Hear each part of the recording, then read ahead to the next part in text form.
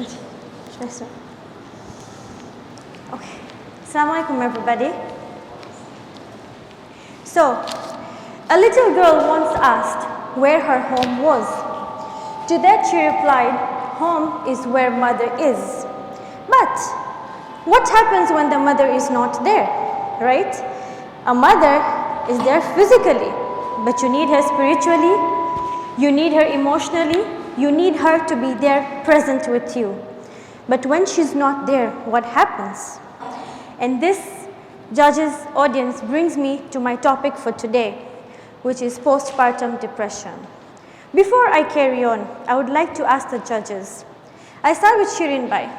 Shirin Bhai, did you ever come across this in your life? Not right now, but let's say 15 years ago. Did you know there was something postpartum depression that existed? No.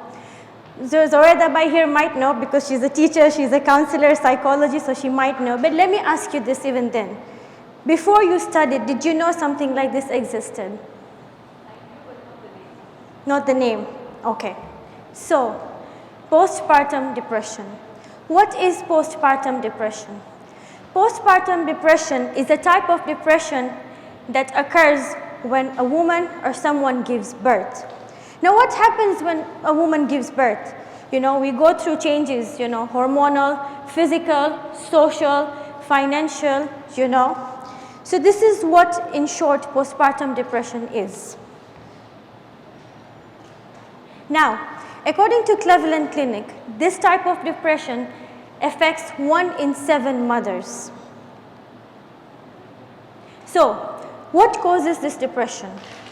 There are many factors, according to me, that cause this depression, which I've outlined as well. First and foremost, lack of sleep. Now, I hear someone say that sleep is very important, you know, they like to sleep when you know. But do you know the change that a new baby brings to you? You know, they say newborn baby is the easiest phase, like, you know, sleep, feed, change, sleep, feed, change. But the frequency and interval that you are doing that with matters a lot. You don't get continuous sleep. Now, add to that you have a challenging baby. You have a colic baby, you have a reflux baby, you have a premature baby whose demands and needs are different. I personally, being a mother of a reflux baby, ask me how my days went. I used to sit and sleep with my child holding her like that. The moment you put her down, it's like, whee, and it starts, and the next thing your sleep is gone. The first 10 days after I gave birth, I didn't realize what was happening, you know. I feed my baby, I burp my baby, everything is done. I swaddle her, wrap her, put her down, and I feel like, okay, I can finally sleep. And then suddenly it's like, whee, you know. At one point, I was disoriented. Lack of sleep. I tell my mom, I can't do this, just take her away, I need to sleep. Change of routine for mom and baby. The baby is adjusting to the world, the mom is adjusting to the world. Changes in marital, social and family relationships as well. Now you're adjusting a total new relationship in life as well. You have a third angle, you have a baby.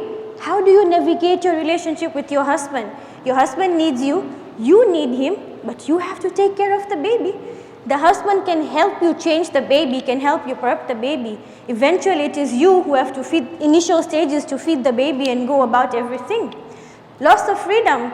Today I see youngsters over here, snap of a button, mommy mari game cha down to game ramwa. You know, even after you're married, oh, there's night plans, let's go, we're up for it. Baby comes? No, you have to be prepared. There are certain situations you can't take your baby, certain situations you can take your baby. So all of these are symptoms that cause this depression slightly, mildly, or greatly, depending how active your life was or how non-active your life was before you got a baby. Now, what happens during this stage? For me, who's personally been through this is what I resonate to. You have spells of crying. You don't know why you're crying. It's just you're crying.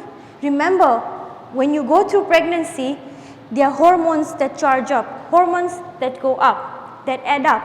And then when you give birth, your hormones have to reset again. Now, during that reset of the hormone process, you tend to have this. You have spells of crying. Serena Williams once cried because she couldn't find her baby's feeding bottle. Well, why cry? You can make another bottle. But it's that hormones. You want to be perfect for your baby. You can't find her bottle. See, you have difficulty bonding with your baby. This is the first major sign. You have given birth to this new life. Why can't you bond with that? How can we help overcome it? Now, this is not what will work for everybody, but what can work for everybody. Now, this is an empty cup. If I pour from this, nothing is going to come out. That's why they say, fill your cup first before you can fill anybody else's. But now, if I fill this with some me time, I have something to pour over. There's a lot of stigma attached around me time, mothers needing the time off themselves. So this is how, if we fill our cup, is when we can give out to everybody else. So thank you very much for listening to me. I hope you enjoyed my presentation.